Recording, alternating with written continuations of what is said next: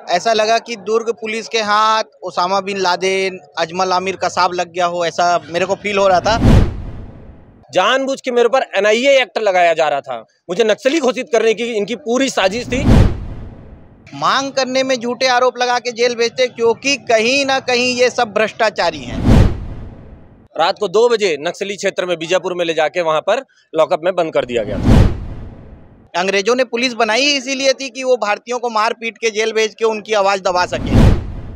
जो हमारा पुलिस मुख्यालय है वो पुलिस मुख्यालय ना हो के मूर्खालय है। मैं चाहता हूं कि दुर्ग के एसपी अभिषेक पल्लव जी हमारे साथ डिबेट करें। आज 21वीं सदी में हमको 500 रुपए घर का रेंट मिलता है। अब मैं ये जानना चाहता हूं, जो झूठे केस लगाते हैं आप हमारे ऊपर, जब हम पुलिस वालों के ऊपर आप झूठे केस लगा रहे हैं तो आम जनता के ऊपर क्या करते होंगे, आप ये बताइए। सुधीर एक्सरे एंड डायग्नोस्टिक, तकनीक नई, भरोसा पुराना। Advance MRI, multi slice CT scan, digital X-ray, 5D and 4D colour ultrasonography. Sudhir X-ray and diagnostic.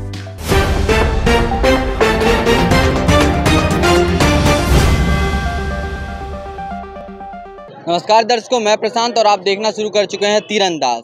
आपको शहीद दिवस यानी कि 23 मार्च का वो दिन ज़रूर याद होगा। हमने खबर चलाई थी जिसमें 2 पुलिस के जवान किट पेटी अपने सर पर रख के इस्तीफा देने के लिए रायपुर की ओर चले जा रहे थे। उसी दौरान बीच रास्ते में पुलिसकर्मी आते हैं और उन्हें गिरफ्तार कर लेते हैं। बाद में एएसपी आते हैं और ये बताते हैं कि ये दोनों ही जो सिपाही हैं, ये इनके ऊपर बीजापुर में केस दर्ज है, इसलिए इन्हें गिरफ्तार कर लिया जाता है। आज वो दोनों जवान जो हैं 10 दिन की सज़ा काटने के बाद आज यहाँ पर हमारे साथ मौजूद हैं। आइए उन दोनों से आप परिचय भी आपको करा दें। एक हैं संजीव मिश्रा और दूसरे हैं उज्जवल दीवान। और ये दोनों ही अपने नाम के आगे राजद्रोही लगाते हैं, क्योंकि इनके ऊपर जो प्रशासन है उसने राजद्रोह का केस दर्ज किया हुआ था। आइए अब बात करते हैं और इनसे पूछते हैं कि जब रास्ते से उन्हें गिरफ्तार किया गया तो उसके बाद इनके साथ क्या हुआ, वो कहानी आज हम इन्हीं के मुँह से सुनते हैं कि क्या हुआ था इनके साथ। आप लोग जब जा रहे थे उसके बाद क्या हुआ, आप लोग को जब गिरफ्तार किया उसके बाद क्या कहा गया, कहाँ ले जाया गया आप लोग को? देखिए, मुझे जब यहाँ से गिरफ्तार किया गया और गिरफ्तार करके मुझे पहले हमें पूरे भिलाई में घुमाया गया, वहाँ भट्टी थाना ले गए, वहाँ आधा घंटा बैठाए और फिर उसके बाद वहाँ से एडिशनल एसपी से मुलाकात करवाए और फिर उसके बाद उज्जवल दीवान जी को छोड़ दिया गया था और मुझे रात को 2 बजे नक्सली क्षेत्र में बीजापुर में ले जाके वहाँ पर लॉकअप में बंद कर दिया गया था। आपके साथ क्या हुआ था वहाँ छोड़ने के बाद, जब ये बता रहे हैं आपको पहले छोड़ दिया गया? वहाँ से आपके सामने उठाए थे, वहाँ से उठाकर हमको ऐसा लगा कि दुर्ग पुलिस के हाथ Osama bin Laden, Ajmal Amir Kasab लग गया हो, ऐसा मेरे को फील हो रहा था। हमें उसी तरीके से उठाया भी गया, गाड़ी में बैठाया भी गया और फिर पूरे भिलाई में घंटों घुमाया गया। उसके बाद जैसा भाई ने बताया कि सेक्टर 4 में हमें ऑफिस में ले गए, फिर उसके बाद में मेरे ऊपर कोई केस नहीं था तो मुझे छोड़ दिया गया। बस मैं ये जानना चाहूँगा दुर्ग पुलिस से कि मुझे उठाया किस आधार पे था। मैं एक राजनीतिक पार्टी का प्रदेश अध्यक्ष हूँ, आज़ाद जनता पार्टी का संवैधानिक पद पे हूँ। मैं किसी अच्छे कार्य में समर्थन देने के लिए आया था। मैं दुर्ग के पुलिस अधीक्षक महोदय से जानना चाहूँगा, उनके बहुत रील्स आते हैं, बहुत वीडियोस आते हैं, वो मुझे बताएं कि किस आधार पे मुझे उठाकर ज़बरदस्ती गाड़ी में बैठाए थे और मेरे अधिकारों की जो उन्होंने हनन किया है उसका जवाब कौन देगा। अच्छा, आपके ऊपर क्या केस दर्ज भी नहीं था? सर, मैं जो मेरे ऊपर केस दर्ज है उस पर मैं जमानत पे हूँ और वो मामला कोर्ट पे है। राजद्रोह लगाया गया था, राजद्रोह माननीय न्यायालय ने काट दिया है। तो अब मैं ये जानना चाहता हूँ, जो झूठे केस लगाते हैं आप हमारे ऊपर, जब हम पुलिस वालों के ऊपर आप झूठे केस लगा रहे हैं तो आम जनता के ऊपर क्या करते होंगे, आप ये बताइए। अच्छा, संजीव जी हैं हमारे साथ। आप बताइए कि आपके ऊपर तो केस दर्ज था, एएसपी साहब है, उन्होंने कहा आप लोग जो आप हो बीजापुर से भगोड़े हो, तो इस पर आपका क्या कहना है कि क्या वाकई में केस दर्ज था और किस अपराध के तहत आपके ऊपर केस दर्ज किया गया था? देखिए, मैं एक चीज़ बताना चाहता हूँ, जो हमारा पुलिस मुख्यालय है वो पुलिस मुख्यालय ना हो के मूर्खालय है। मैं पुलिस मुख्यालय में जाके ड्यूटी कर रहा हूँ, रोज़ जाके कुछ ना कुछ जो पत्र होते हैं उसका जवाब दे रहा हूँ। उस टाइम क्यों नहीं अरेस्ट किए और ये मुझे भगोड़ा कह रहे हैं, किस आधार पे? ये मुझे बताएं कि सस्पेंशन के बाद कार्यालय जाने का ऐसा कौन सा आदेश है कि रोज कार्यालय जाना पड़ता है? मैं बताना चाहता हूं ध्रुव साहब को, थोड़ा पढ़ लीजिए, अधिकारी होने से नहीं होता है, कानूनी जानकारी रखिए। भगोड़ा बोलने के लिए मैं आपको नोटिस जरूर भेजूंगा। अच्छा, एक बात बताइए, आप लोग वहाँ गए 10 दिन में आपके ऊपर क्या प्रताड़ना, जैसे आप लोग बार बार कहते हो कि आप लोगों को प्रताड़ित किया जा रहा है, ऐसा क्या हो रहा था आप लोग के साथ? देखिए, यहाँ से ले गए, जैसे कि उज्जवल दीवान जी ने बताया कि वहाँ राजद्रोह की धारा कट चुकी थी, फिर भी वहाँ राजद्रोह की धारा लगा के जानबूझ के न्यायालय में पेश किया गया, और जैसे ही पेश किया मजिस्ट्रेट ने बोल दिया कि ये तो मैंने काट दिया है करके, और फिर उसके बाद मुझे जेल दाखिल किया गया, दंतेवाड़ा जेल में दाखिल किया गया, ना कि बीजापुर में। जानबूझ के मेरे ऊपर NIA एक्ट लगाया जा रहा था, मुझे नक्सली घोषित करने की इनकी पूरी साजिश थी, परंतु न्यायालय को इस प्रकरण के बारे में पहले से पूरा पता था, इसलिए उसने इसको खारिज करके मुझे बेल दे दिया। आप लोग अब एक बार हमारे दर्शक जो अभी नए देख रहे हैं उनको अपने आंदोलन के बारे में बताइए कि आप लोग किस आंदोलन से, आप लोग उद्देश्य क्या है ऐसे आंदोलन करने का कि आप लोग सड़क पर उतर जाते हैं सिपाही होने के बावजूद? सर, आंदोलन नहीं है, सिर्फ मांग है, और शासन से मांग करना गलत नहीं होता। शासन से नहीं मांग करेंगे तो किससे मांग करेंगे? अपने वरिष्ठ अधिकारियों से मांग नहीं करेंगे तो किन से मांग करेंगे? मांग करने में झूठे आरोप लगा के जेल भेजते, क्योंकि कहीं ना कहीं ये सब भ्रष्टाचारी हैं। अपने भ्रष्टाचारों को छुपाने के लिए और अपने नीचे जो कार्यरत हैं, उनके नीचे जो बड़े अधिकारियों के नीचे कार्यरत कर्मचारी हैं, उनको दबाने के लिए ये 2-4 लोगों के ऊपर झूठे केस लगा के भेज देते हैं। देख, हम उसको जेल भेज दिए, अब तेरे को भी जेल भेज देंगे। तो अंग्रेजों का जो शोषण करने का नीति था, जो दमनकारी नीति अंग्रेजों ने पुलिस बनाई इसीलिए थी कि वो भारतीयों को मार पीट के जेल भेज के उनकी आवाज़ दबा सके। वही नीति आज हमारे पुलिस विभाग के IPS CPS अफसर अपना रहे हैं, और उसी नीति के तहत नेता मंत्री, मैं उस दिन भी बोला था, उनको कुछ नहीं पता रहता, ये गलत फीडबैक देते हैं, इसीलिए नेता मंत्री हमारे बारे में गलत सोचते हैं। हमसे डायरेक्ट बात करें। मैं चाहता हूं कि दुर्ग के SP अभिषेक पल्लव जी हमारे साथ डिबेट करें। बहुत रील्स आ रहे हैं, बहुत व्यूज़ आ रहे हैं उनके, बहुत क्या बोलते हैं वो YouTube में आ रहे हैं, हमारे साथ डायरेक्ट डिबेट करें ना, हम बात करेंगे मुद्दों पे। देखिए, हमने कुछ अलग नहीं मांगा है। 2018 में एक आंदोलन हुआ था पुलिस का, श्री राकेश यादव जी ने किया था। उस टाइम माननीय भूपेश बघेल जी ने आके वादा किया था कि जो पुलिस की मांगे हैं उसको पूरा किया जाएगा, तो हम उसी को मांगने निकले हैं। आज 4.5 साल निकल चुका है, कांग्रेस अपने वादे को भूल गई है।